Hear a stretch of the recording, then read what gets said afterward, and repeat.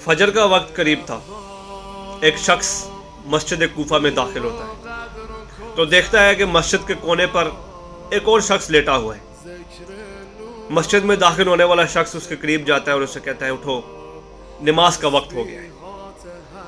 वो अपना सर उठाता है और देखता है कि उसको उठाने वाला शख्स कोई और नहीं, शेर खुदा अली इब्न तालिब है। इतने में मौला अली अलैहिस्सलाम उसको छोड़कर जय नमाज के करीब जाते हैं। फजर की सुन्नतें शुरू करते हैं। पहली रकत का रुकू मुकम्मल हुआ। रुकू मुकम्मल करने के बाद सजदे में गए। इतने में अब्दुर्रहमान इब्न मुलजम, जो कि पीछे लेटा हुआ था, जिसको मौला अली उठा के आए थे, अपने नियाम से खंजर निकालता है।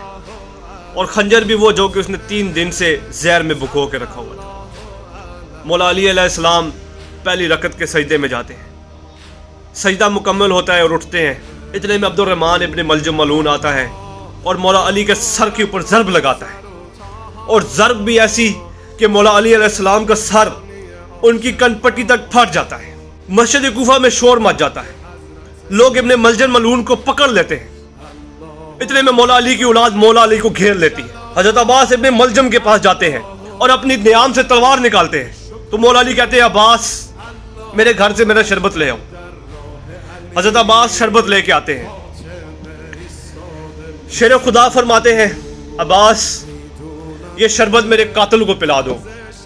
मैं देख रहा हूं कि तुम लोगों ने उसे घेरा है और वो परेशान हो गया है। अब्बास, मुझे मालूम है तुम लोग इसको सजा जरूर दोगे।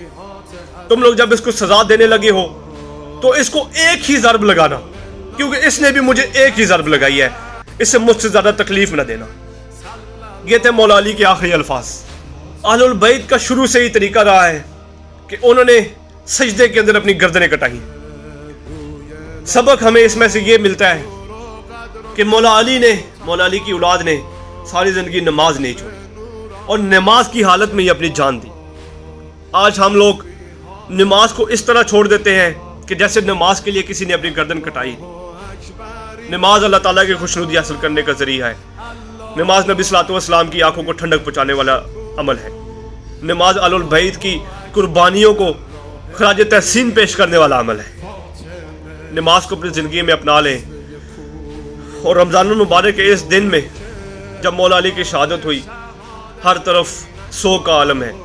अल्लाह ताला इस दिन के सदक़े से हमें 5 वक्त का नमाजी बना दे और हमारे दिल में अहलुल बैत की सच्ची मोहब्बत को उतार दे। वमा अलैना इल्लल बलागुल मुबीन। अस्सलामु अलैकुम।